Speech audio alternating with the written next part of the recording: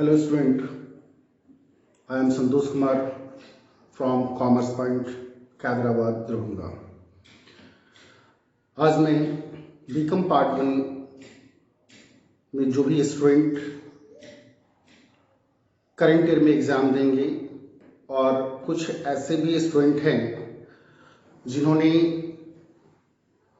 Royalty chapter नहीं पढ़ा है, मैं उनके लिए और साथ ही साथ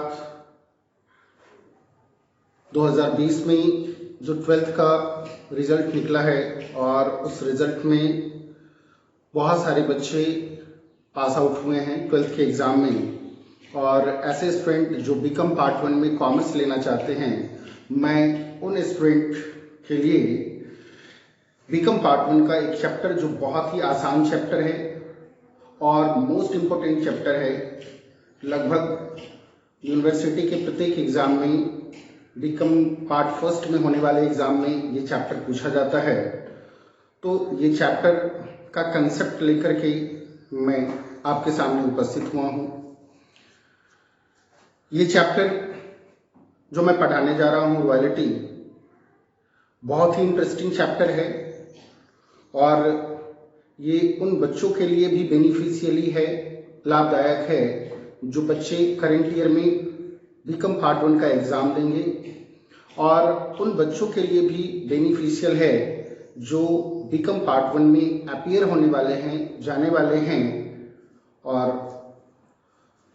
वो स्टूडेंट भी रॉयल्टी चैप्टर यदि स्टार्ट करें, पढ़ना स्टार्ट करें तो अच्छी तरीके से समझ में आएगा।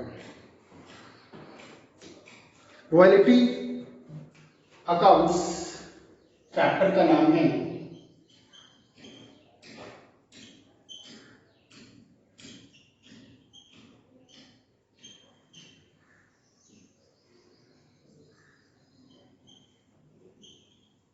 हिंदी में हम लोग इसे अधिकार सूत्र कहते हैं।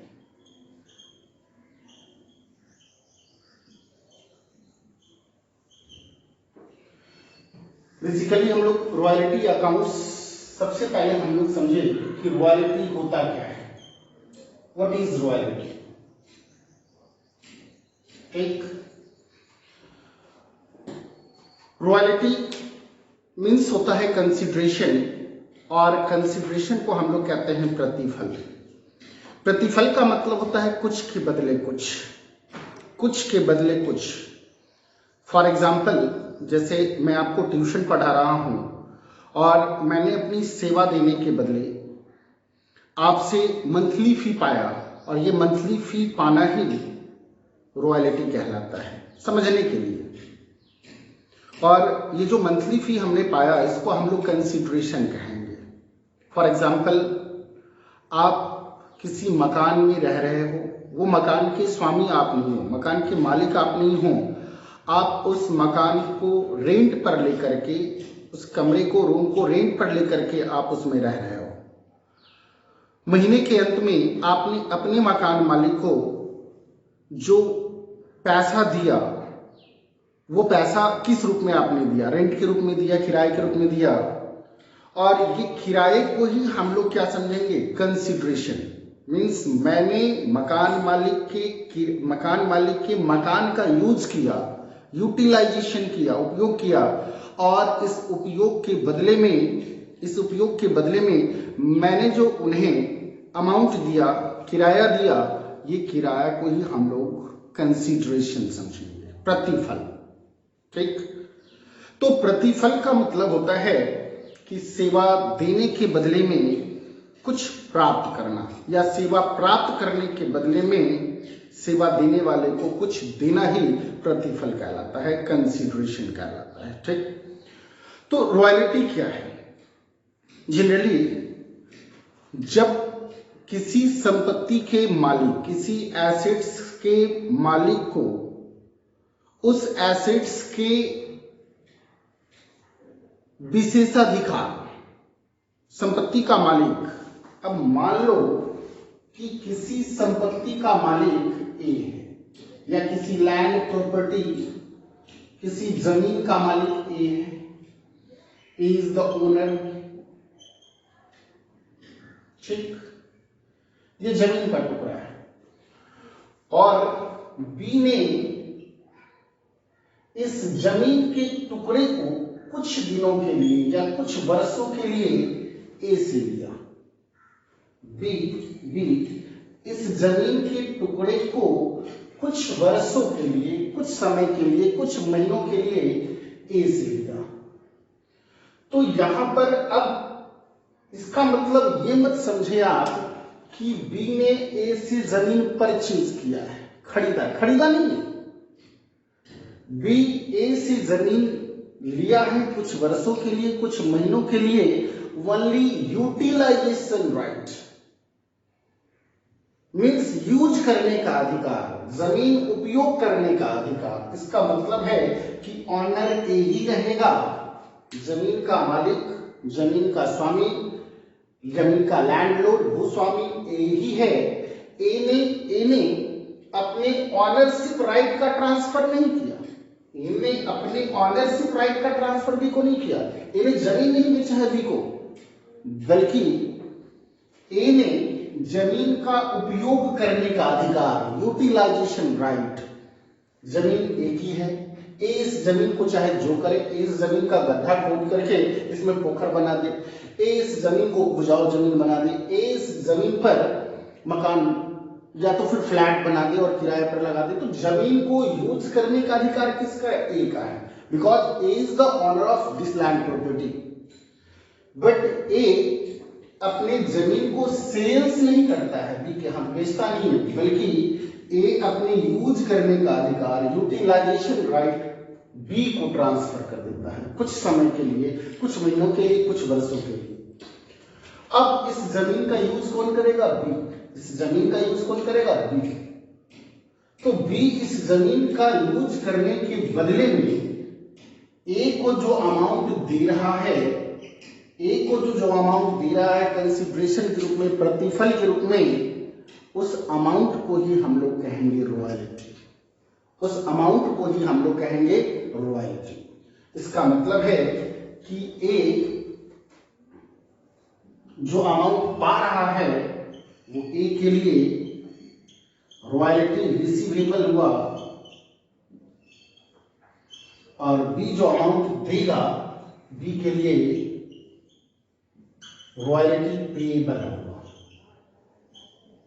ठीक, तो डेफिनेशन के रूप में आप कह सकते हो, डेफिनेशन के रूप में आप कह सकते हो कि सर किसी एसेट्स का यूटिलाइजेशन, किसी एसेट्स को यूज करने के बदले, उपयोग करने के बदले, उपयोग करने वाले व्यक्ति के द्वारा एसेट्स के ऑनर को, संपत्ति के मालिक को जो धनराशि, जो अमाउंट दी जाती है विशेषाधिकार के बदले में, उस अमाउंट को ही हम लोग रॉयल्टी कहते हैं, उस प्रतिफल को ही हम लोग रॉयल्टी कहते हैं। एक बार फिर से समझें, इस लैंड प्रॉपर्टी का मालिक कौन? ऑनर कौन? ए। तो ए ने अपने जमीन को यूज, उपयोग करने का जो विशेषाधिकार ए के पास है, ए ने अपने इस विशेषाधिकार का उपयोग किसको ट्रांसफर कर दिया? बी को कर दिया। और बी इस जमीन का उपयोग करने के बदले, यूज करने के बदले, बी ए को जो धनराशि पेमेंट करेगा, देगा, उस धनराशि को ही, उस अमाउंट को ही, उस कंसिडरेशन को ही हम लोग रॉयल्टी कहेंगे। क्लियर है?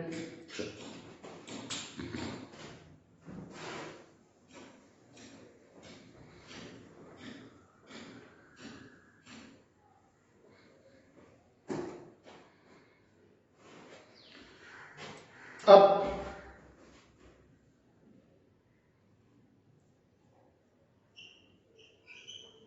Types of royalty.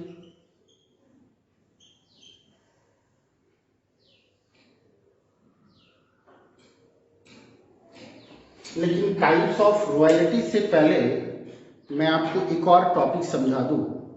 अब आप समझ रहे होंगे कि सर आपने मकान का एग्जाम्पल समझाया, हम लोग स्टूडेंट है, विद्यार्थी है, और हम लोगों का घर बहुत इंटीरियर इलाके में है, दूर दराज के इलाके में है, हम लोग पढ़ने के लिए शहर में शिफ्ट होते हैं। तो शहर में हमारी अपनी जमीन नहीं होती है और हम किसी के मकान को किराए पर लेते हैं, तो मकान को यूज करने के बदले, क्योंकि मकान का मालिक मकान मालिक होता है, लैंडलॉर्ड होता है, भूस्वामी होता है, और मकान को यूज करने के बदले हम महीने के अंत में जो किराया देते हैं, क्या वो भी रॉयल्टी है?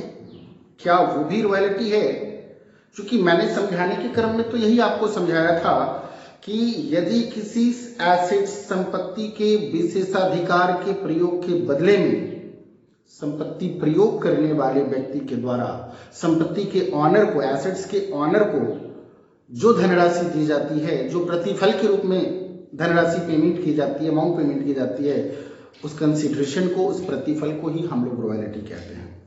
तो यहां पर भी तो सेम टू सेम वही बात हुई कि सर मैंने मकान किसी का लिया, खरीदा नहीं, बल्कि उस मकान में रहा, उस मकान का यूटिलाइजेशन राइट, उपयोग करने का अधिकार मकान मालिक ने मेरे को ट्रांसफर कर दिया, और मैंने महीने के अंत में, हर महीने के अंत में मकान मालिक को मकान यूज करने के बदले उन्हें किराया दिया, पारिश्रमिक दिया, रेम्यूनरेशन दिया। तो क्या ये किराया भी रॉयल्टी कहा जाएगा? नो, किराया रॉयल्टी नहीं होता है। रेंट और रॉयल्टी में अंतर है। थोड़ा मैं यहां पर स्पष्ट कर दूं, टाइप्स ऑफ रॉयल्टी से पहले रेंट और रॉयल्टी में अंतर है। मैं ज्यादा अंतर नहीं बताऊंगा, सिर्फ दो अंतर बताऊंगा, और ऐसे बहुत सारे डिफरेंस है, बट मैं मेजर डिफरेंस बताऊंगा रेंट और रॉयल्टी में।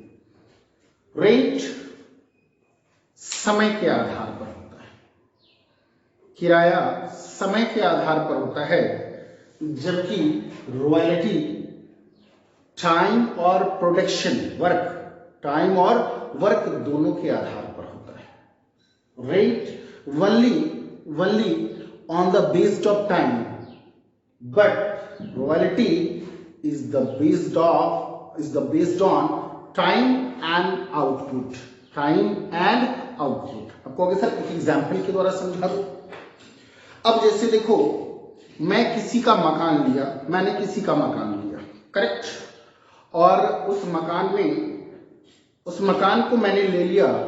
अब उस मकान में मैं रहूं या मैं ना रहूं, या फिर उस मकान में मैं 10 दिन रहूं या 5 दिन रहूं, या फिर उस मकान में पर डे न रहूं और ओनली नाइट शिफ्ट में, रात में आकर के मैं आराम करूं, सोऊं, कोई फर्क नहीं पड़ता है। यदि मकान को मैंने किराए के रूप में 1500 रुपया प्रति माह PM पर मंथ, यदि मैंने किराए के रूप में लिया है, तो इसका मतलब है कि पर मंथ, प्रत्येक महीने के अंत में हम अपने लैंडलॉर्ड को, मकान मालिक को, भूस्वामी को किराए के रूप में 1500 रुपया दे देंगे। उस मकान का मैं यूज करूं या यूज ना करूं, कोई फर्क नहीं पड़ता है, ठीक। लेकिन पर मंथ, समय के आधार पर, आप मकान में रहो या ना रहो, कोई फर्क नहीं पड़ता है, 1500 रुपया पर मंथ किराया देना पड़ेगा मकान मालिक को। रॉयल्टी में आ जाए, यदि इसी एग्जाम्पल को रॉयल्टी में लिया जाए तो क्या होगा?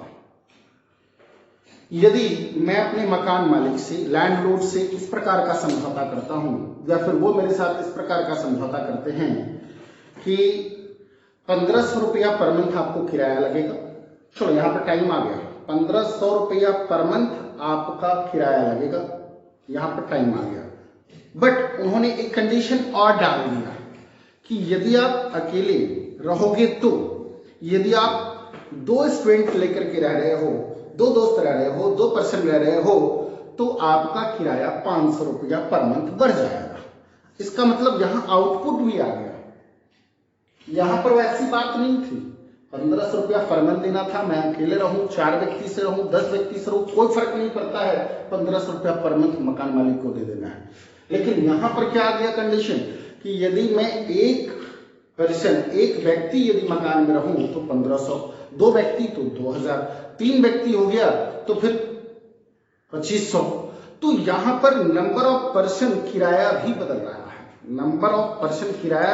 है, और टाइम भी है।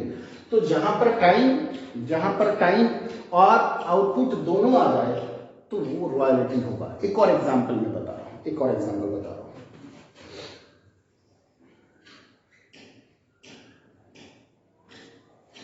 मैंने किसी का जमीन लीज पर लिया 10 साल के लिए और उसने कहा कि हर साल 15,000 रुपया दे देना, हर साल 15,000 रुपया दे देना, ठीक। और मैंने जो जमीन ली थी वो मिट्टी निकालने के लिए ली थी, जमीन से मिट्टी निकालने के लिए। अब मैं जमीन से मिट्टी निकाल करके उसे पोखरा बना दूं या फिर जमीन से मिट्टी ना निकालूं या फिर बाढ़ हटाने के कारण मैंने 1 टेलर भी मिट्टी नहीं निकाला, 1500 रुपया पर मंथ देना पड़ेगा। इसका मतलब ये रेंट हो गया, किराया हो गया। इसी को दूसरे सेंस में अब रॉयल्टी कब होगा? जब 15,000 पर ईयर। और यहीं पर जब पर ईयर के अलावा एक और कंडीशन जुड़ जाए, जैसे कि अब मान लो कि मिट्टी 600 के ऊपर टेलर, तो 15,000 रुपया में कितने टेलर होंगे? 6 12 33 6 35, ठीक।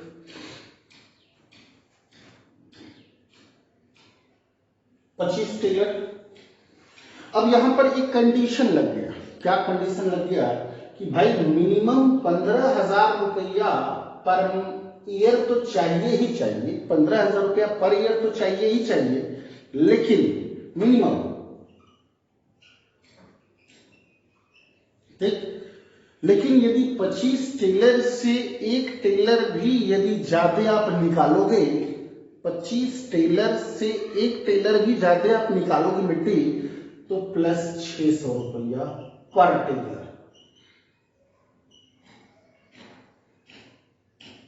और यदि किसी साल मैंने 30 टेलर मिट्टी खोद कर निकाल लिया, 30 टेलर मिट्टी खोद करके निकाल लिया, तो 15,000 मिनिमम 15,000 तो पेमेंट करना है। तो 25 टेलर से मैंने कितने टेलर अधिक मिट्टी खोद करके निकाला? 5 टेलर। तो 5 टेलर को 600 से मल्टीप्लाई कर दो, 3,000, टोटल पेमेंट करना होगा 18,000 रुपया।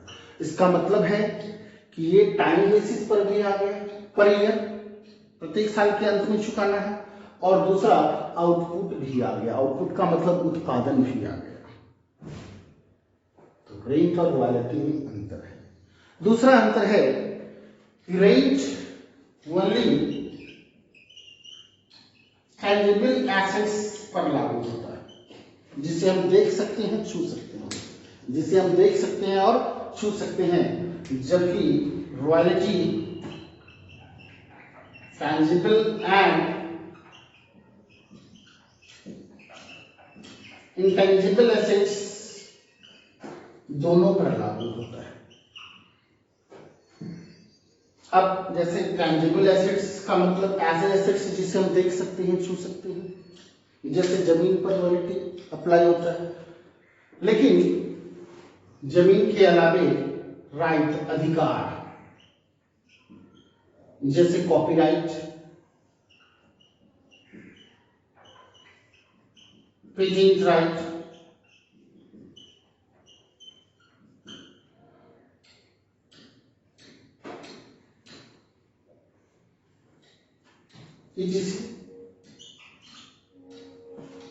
तो इंटेंजिबल एसेट्स पर भी जब किराया चार्ज हो, रेंट चार्ज हो, तो इसको हम लोग रॉयल्टी कहेंगे। तो रेंट और रॉयल्टी दोनों में अंतर है।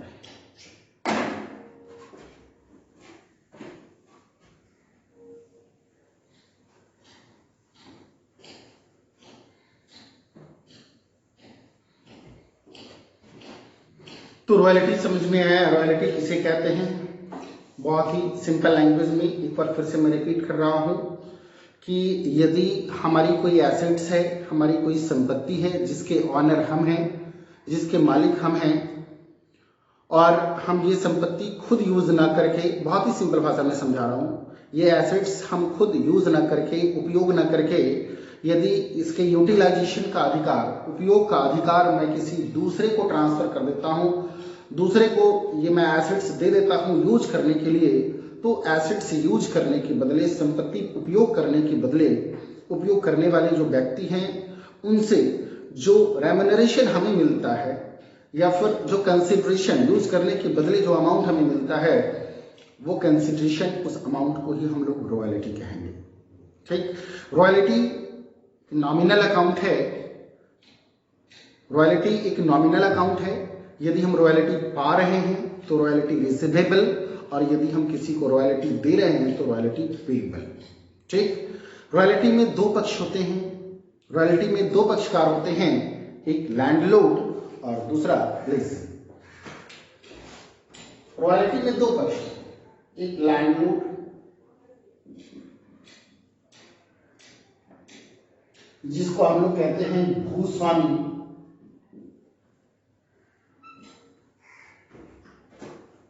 और दूसरा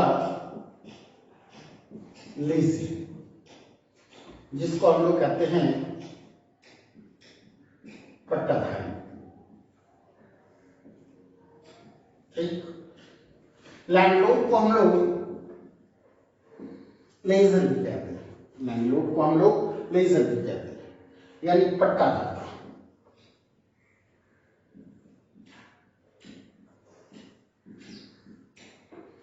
ये पट्टा देने वाला और ये पट्टा लेने वाला। इसका मतलब है कि ये एसेट्स को कुछ समय के लिए उपयोग का अधिकार ट्रांसफर करने वाला, तो ये एसेट्स को, किसी भी संपत्ति को कुछ समय के लिए यूज करने के लिए लेने वाला। इसका मतलब है कि ये रॉयल्टी पाएगा, रॉयल्टी पाएगा और ये व्यक्ति एसेट्स यूज करने के बदले रॉयल्टी देगा। करेक्ट। Types of royalty. अब रॉयल्टी कई प्रकार के होते हैं। पहले तो रॉयल्टी के पक्षकार को आपने समझा कि रॉयल्टी में दो पक्षकार होते हैं, एक एसेट्स देने वाला और दूसरा एसेट्स लेने वाला। एसेट्स जो देता है उसको हम लोग एसेट्स का ऑनर कहते हैं, भूस्वामी कहते हैं, लैंडलॉर्ड कहते हैं, और जो एसेट्स देता है इसको हम लोग भूस्वामी के बदले में भूपति भी कह सकते हैं। भूपति यानी भूमि का मालिक। ठीक,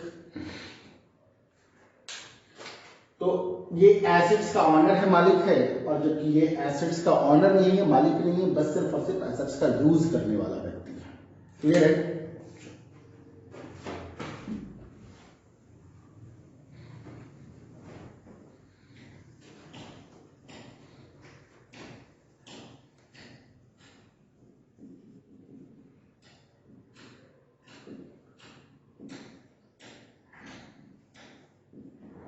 माइनिंग राइट्स, माइनिंग राइट्स जिसको हम लोग कहते हैं खनन अधिकार।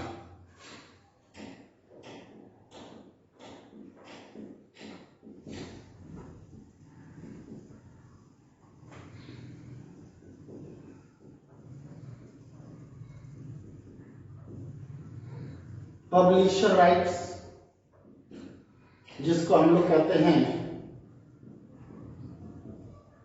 प्रकाशन अधिकार।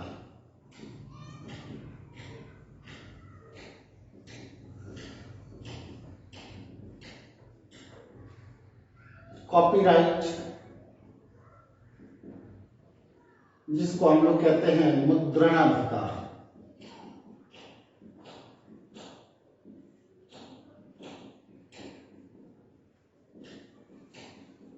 पेटेंट्स राइट जिसको हम लोग कहते हैं निर्माण या बिक्री का अधिकार। ठीक, और भी बहुत सारा है। प्रोडक्शन राइट भी आप लिख सकते हो।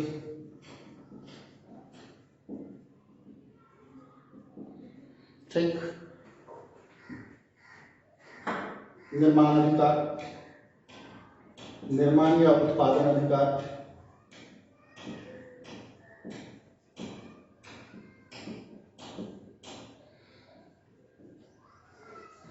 अदर रॉयल्टी,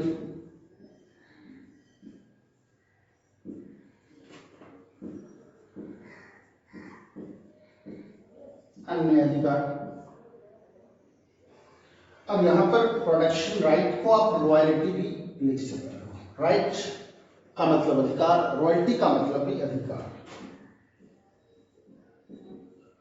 पेटेंट राइट को आप पेटेंट रॉयल्टी भी लिख सकते हो। कॉपीराइट रॉयल्टी भी लिख सकते हो।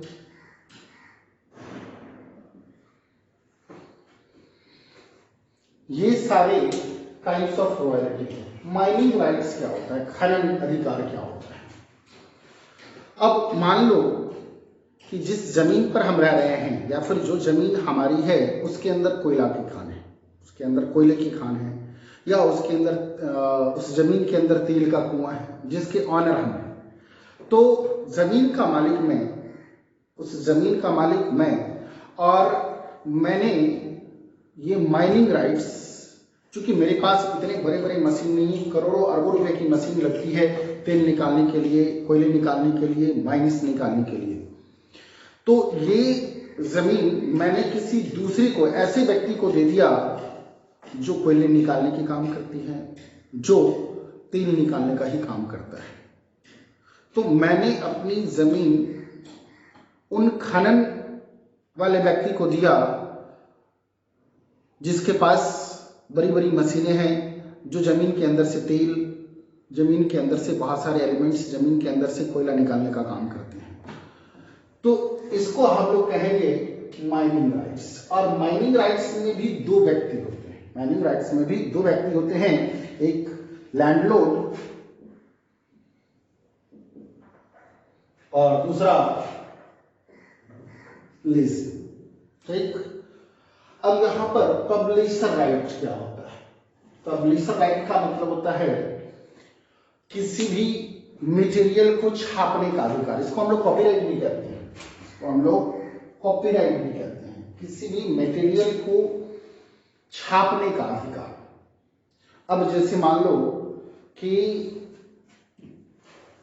ये जो आपका कोई भी बुक ले लो,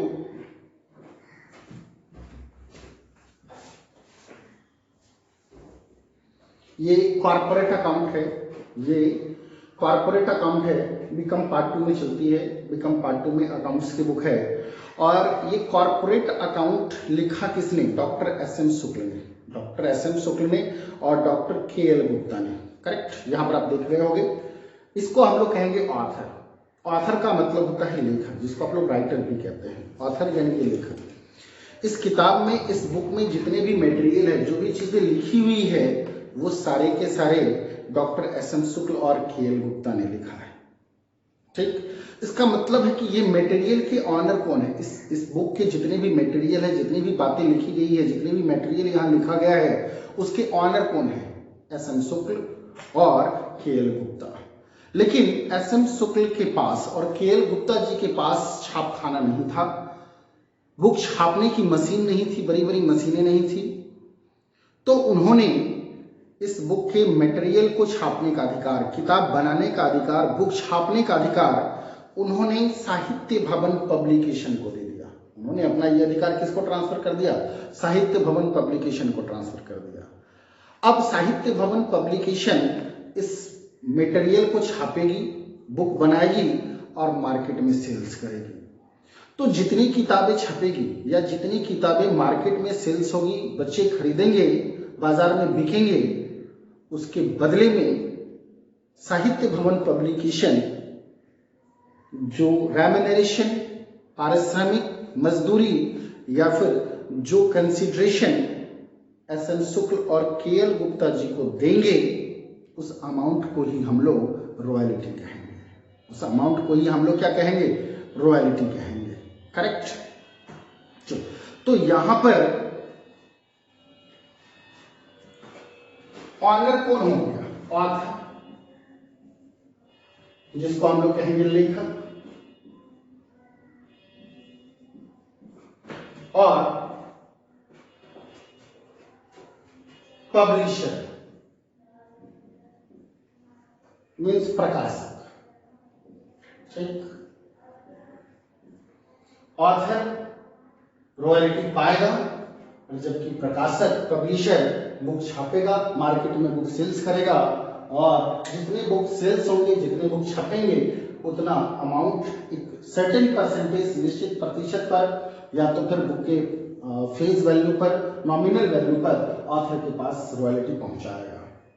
ठीक same to same publisher right को ही हम लोग कॉपीराइट भी बोलते हैं। पेटेंट राइट किसी भी वस्तु को बनाने या किसी भी वस्तु को बेचने का अधिकार, किसी भी वस्तु को बनाने या किसी भी डिजाइन या मॉडल को बनाने और उसे मार्केट में बेचने का अधिकार। फॉर एग्जाम्पल, मान लो कि आई एम अ साइंटिस्ट, मैं एक साइंटिस्ट हूं और मैंने मार्केट में कोरोना वाली जो बीमारी अभी चल रही है उसको बनाने की दवा, मैंने उसका आविष्कार किया, उसका इन्वेंशन किया, खोज किया। मेरे पास इतनी बड़ी फैक्ट्री नहीं है, मेरे पास इतने पैसे नहीं हैं कि हम खुद उस दवा को, मेडिसिन को बनाएं और मार्केट में सप्लाई करें।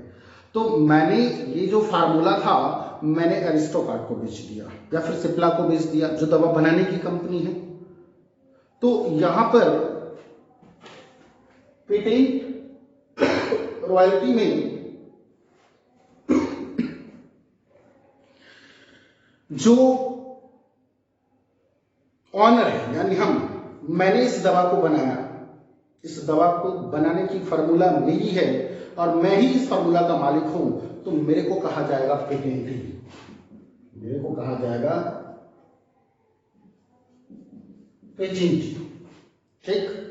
और मैंने जो सिप्ला कंपनी या एरिस्टोकार्ट कंपनी को मैंने जो अपना ये फार्मूला बेचा, दवा बनाएगी वो और मार्केट में बेचेगी भी वही कंपनी, तो इसको हम लोग कहेंगे पेटेंट यूजर।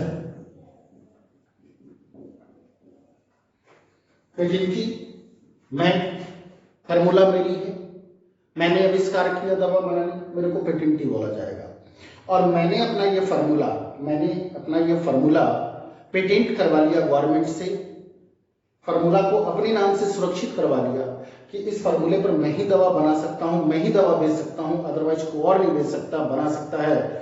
और मेरे पास इतनी बड़ी अमाउंट नहीं थी जो मैं दवा बनाने की फैक्ट्री डालूं, तो मैंने ये दवा बनाने की फार्मूला, ये पेटेंट मैंने बेच दिया किसको? सिप्ला कंपनी को। तो सिप्ला कंपनी क्या हो गई? पेटेंट यूजर हो गई। क्लियर है? ठीक उसी तरह प्रोडक्शन रॉयल्टी में लैंडलॉर्ड और प्रोड्यूसर, ठीक, कोई फार्मूला मेरा है और मैंने किसी कंपनी को दे दिया, किसी फैक्ट्री वाले के हाथ बेच दिया, अब उस वस्तु को वो बनाएंगे उसी फार्मूला के आधार पर, उसको हम लोग बोलेंगे प्रोड्यूसर, और ऑनर हम हैं उस फार्मूले के, तो मेरे को बोला जाएगा लैंडलॉर्ड। क्लियर है? आज के लिए इतना ही, और अगला वीडियो में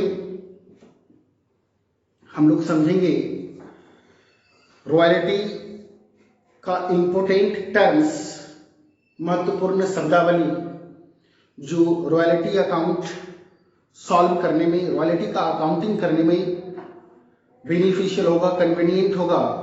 तो अगले वीडियो में हम लोग रॉयल्टी का इंपोर्टेंट टर्म पढ़ेंगे, जिसमें मैं आपको बताऊंगा रॉयल्टी क्या है, शॉर्ट वर्किंग क्या है, मिनिमम रेंट क्या है, शॉर्ट वर्किंग रिकूप क्या है, शॉर्ट वर्किंग अनरिकूप्ड क्या है, मीन्स रॉयल्टी से संबंधित सारी बातों जो कि अकाउंटेंसी में आपको हेल्प करेगा, मैं वो बातों को लेकर के अगले वीडियो में आऊँगा। फिलहाल के लिए बाय। बट एक चीज़ और कहना चाहूँगा कि जिस तरह बहुत सारे लोग कहते हैं कि आप अभी तक हमारे चैनल को सब्सक्राइब नहीं किया है, तो आप हमारे चैनल को सब्सक्राइब कर लो। मैं भी ये कहना चाहूँगा कि आप भी मेरे चैनल को सब्सक्राइब कर लें, और जैसे ही अगली वीडियो लेकर के आऊँगा आपके मोबाइल पर नोटिफिकेशन जाएगा और आप हमारे नए नए वीडियो को देख पाएंगे। Good bye.